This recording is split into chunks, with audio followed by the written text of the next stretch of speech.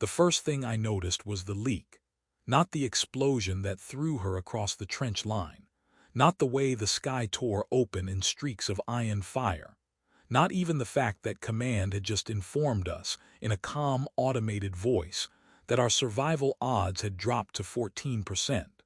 No, what caught my attention was the thin stream of liquid slipping from the seam of her chest plate. "Great," I muttered, sliding down beside her as another shockwave rippled overhead. "Your coolant system's blown." She was on her back, half buried in pulverized alloy and ash. Her armor was unlike ours, organic plating layered over reactive mesh, faintly luminous lines pulsing beneath the surface like a living circuit board. Even damaged, it looked dignified, elegant, expensive. I had been told the elite alien warriors felt no pain.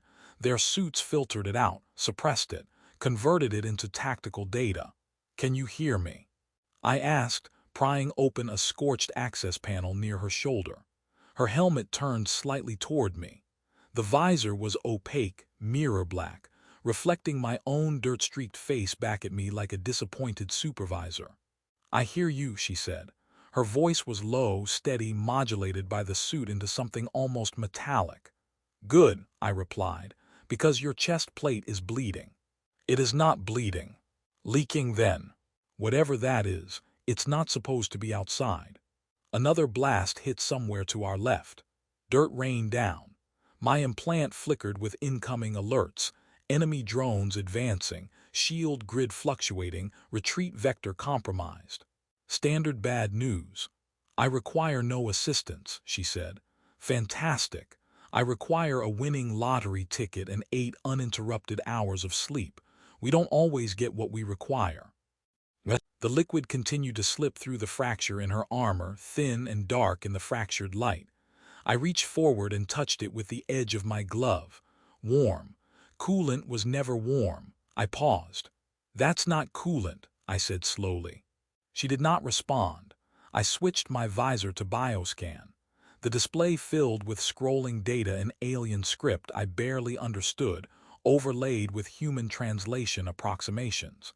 Structural breach. Neural link instability. Internal fluid imbalance. Internal. "Oh," I said, another explosion, closer this time. "Stay still," I told her. "I am capable of movement." "I'm sure you are. You're terrifying. But if you move right now, you're going to short your own nervous system." A beat of silence. Then, reluctantly, she went still. I triggered the emergency release clamps along her chest plate. The armor resisted at first, reactive fibers tightening defensively before recognizing my override codes. The Coalition had insisted on compatibility between species. Apparently they hadn't anticipated me using it under artillery fire.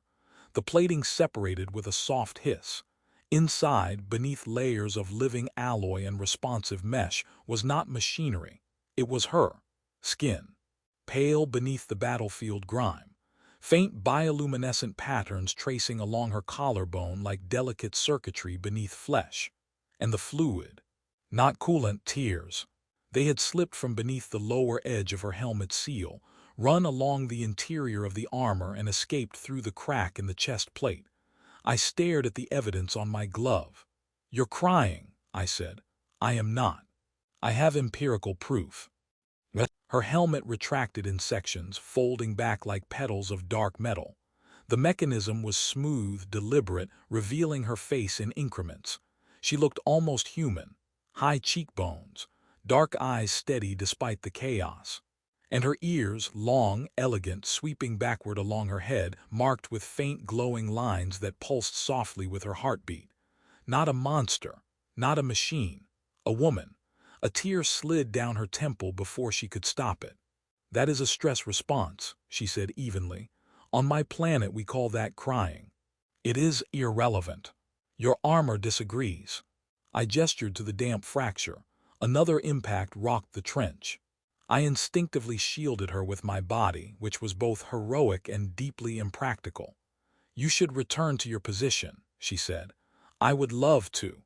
Unfortunately, you're currently leaking emotions into a high-intensity combat zone." Her long ears twitched slightly at that, The faint glow along their edges flickered. "That statement is illogical," she said. "So is war." She fell silent. I worked quickly, applying a temporary sealant along the fractured plate while rerouting her suit's neural dampeners. The armor hummed softly under my hands, responding to my adjustments. "You have lost fluid volume," I said. "I remain functional." "That wasn't the point." "What is the point?" I hesitated. "The point is that you're not just functional." Her gaze sharpened, something guarded flashing behind it. "Alien warriors do not exhibit instability," she said. "Good thing you're not an alien warrior right now." "I am precisely that." "Right now," I said gently, tightening a connector along her shoulder. "You're a person who just watched her unit get vaporized." Silence outside the battlefield roared. Plasma streaked overhead. Drones screamed past in tight formations. My implant updated the casualty list with sterile efficiency. Her ears lowered slightly, just a fraction. The glow along them dimmed. "That is classified information," she said. I guessed. "You should not. I fix broken things. It's part of the job." "You cannot fix this." "Probably not," I admitted. "But I can stop your armor from advertising it." A small, involuntary sound escaped her. Not laughter, not quite. "You speak strangely," she said. "I've been told." I finished sealing the fracture and initiated a partial reboot of her suit. The living alloy reknit itself along the seam, closing over the damp line where her tears had escaped. The battlefield alert spiked again. Command demanding redeployment. Enemy push intensifying. She sat up slowly, testing her mobility. The armor recalibrated around her movements. "Your neural dampeners were suppressing emotional overflow," I said. I loosened them. "That was unauthorized." "So was crying." Her eyes held mine for a long moment. "Why?" she asked quietly. "Because if the armor's too tight," I said, "it cracks." Another explosion shook the trench. She rose to her full height, towering over me in reinforced alloy and quiet intensity. The tears had stopped, not because the grief was gone, because she had chosen to stand. "You will remain here," she said. "I usually do." She hesitated, barely perceptible. "Engineer," she said, "that's me." "You observed what others would misinterpret." "I thought it was coolant." "And yet you corrected your assessment." I shrugged. "Data update." Her long ears lifted slightly, the faint glow returning in controlled pulses. "Do not speak of this," she said, "about your highly classified malfunction." Her gaze sharpened. I raised my hands. "Relax, your secret's safe. I've already got too many." For a fraction of a second, something almost like a smile touched her mouth. Then she sealed her helmet. The visor darkened, hiding her face once more. But I knew now. The armor wasn't leaking coolant. It had cracked just enough to let something far more dangerous escape. She came back 12 hours later with half her left pauldron missing and a plasma scoring line across her thigh plate. I looked up from my portable diagnostics rig as her shadow fell across the repair bay entrance. "You know," I said, "most people schedule follow-up appointments. I was not aware this was a clinic. You're bleeding on my floor again." "That qualifies." She stepped inside without responding. The bay doors sealed behind her, muting the distant concussive rhythm of artillery. Overhead lights adjusted automatically to her armor's reflective spectrum. My console began pinging, attempting to handshake with her suit systems. "Access denied." "Still distrustful," I muttered, tapping in my override codes. "It's me, the unauthorized emotional technician." A pause. "Access granted." Her helmet retracted in segmented arcs, revealing her face. No tears this time, no visible tremor. Just that same composed expression, carved from discipline and reinforced by culture. Her long ears angled slightly outward, the faint bioluminescent lines along them flickering in controlled intervals. "Not random. Never random." "You modified my dampening thresholds," she said. "Minor adjustment." "You interfered with regulation." "You were leaking." "That was a singular incident. War rarely provides those." She removed the damaged pauldron with efficient movements. Beneath it, the reactive mesh twitched faintly where energy had burned through outer layers. I require restoration to original parameters, she said. Denied. Her eyes lifted to mine, cool and direct. You are not in my command chain, she said. No, I agreed. I'm in your repair chain, and I'm not tightening the seal. It is protocol. Your protocol almost turned your chest plate into a confession. Her ears shifted slightly backward. Not aggression, not quite. It was not weakness, she said. I know. What you witnessed was grief. Silence. The word hung in the air between us like contraband. She turned away, jaw tightening slightly. Alien warriors do not grieve during combat cycles. And humans don't eat vegetables unless we absolutely have to, I said. Tradition isn't biology. She looked back at me, faint confusion crossing her expression. Vegetables are nutritionally beneficial. That's not the point. I crouched beside her, running a scan across the exposed mesh. The living alloy responded to my touch, shifting and reweaving as nanofibers realigned. You lost your entire unit, I said quietly. She did not answer.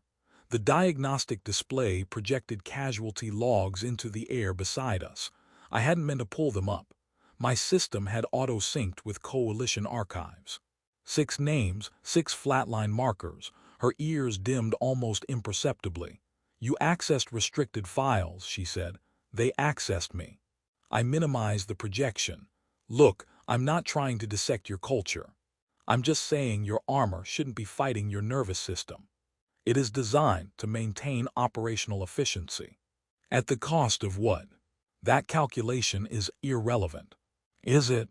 She stood very still, too still. The kind of stillness that suggests restraint rather than calm. You misunderstand, she said at last. My species does not lack emotion. We regulate it. Your regulation system cracked. It was damaged in combat. No, I said gently. It cracked before that. Her gaze sharpened, defensive energy coiling beneath it. You assume too much, she said. I repair too much. I sealed the mesh along her thigh plate, letting the nanites knit the structure back into cohesion. The armor hummed softly as power redistributed. You could have left me, she said suddenly, in the trench. Yes, not my style. You risked exposure. I risk exposure every time I step outside. It's a war. That is not what I meant. I glanced up at her. She was studying me with unsettling intensity, as if recalculating variables. Explain, I said. You are aware that acknowledging emotional instability in a warrior of my rank could have political consequences. I said, so I accidentally acquired leverage. Yes, and you think I'll use it. I do not know. I leaned back against a supply crate. If I wanted leverage, I'd have joined politics. I fix armor because metal doesn't argue with me. Your tone suggests otherwise. It argues quietly. For the first time, a faint upward curve touched her mouth. There, that almost smile again. I do not require your protection, she said. Good, I'm terrible at it. Another tremor shook the facility as orbital fire struck somewhere beyond the perimeter shield.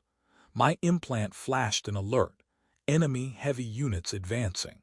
She rose to her full height, armor recalibrated, posture returning to battlefield precision. I will redeploy, she said. Already. Yes, you just got here. This is not a recreational visit. I know, I just thought we were bonding. Her ears flickered briefly, light pulsing in what I was starting to suspect was suppressed amusement. Engineer, she said. That's still me. You adjusted my dampeners. Yes, during combat I experienced deviation. In a good way or a bad way. I hesitated. Because of grief. Yes, that's not weakness. It endangered tactical momentum.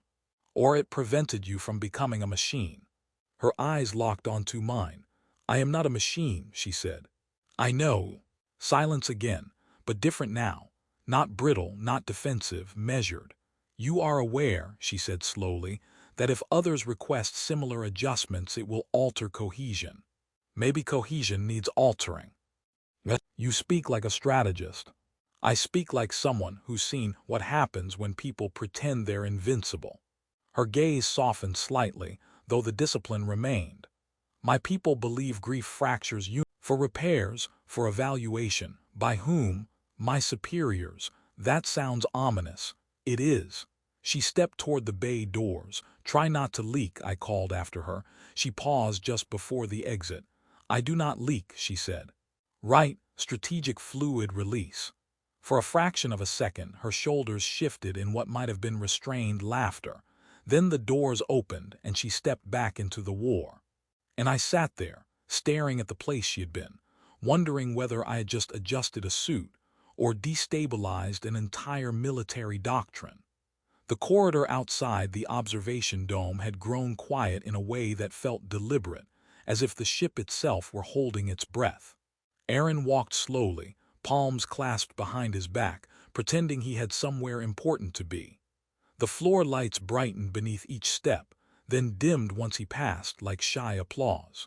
You are pacing again, the ship's intelligence said, her voice diffused through the walls. Statistically, pacing does not increase problem-solving efficiency. It increases dramatic tension, Aaron replied.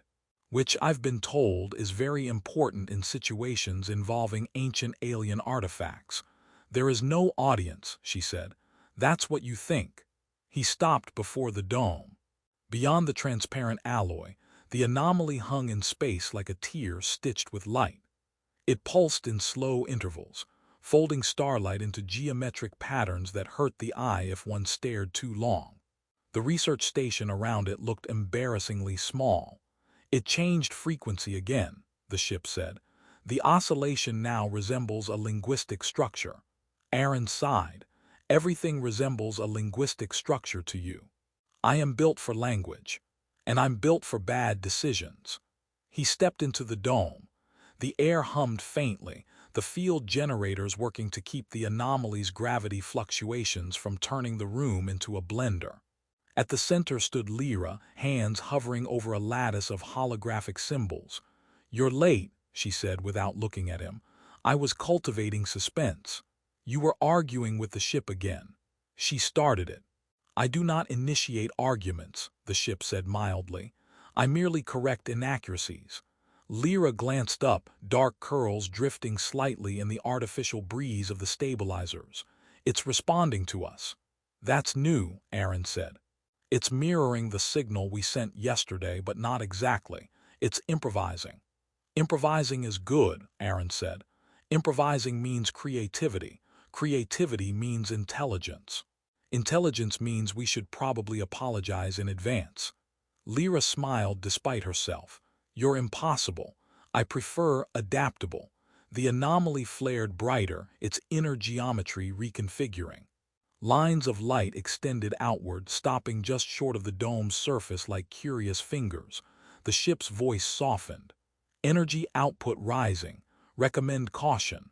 That's your recommendation for everything, Aaron said. If I sneeze too hard, you recommend caution.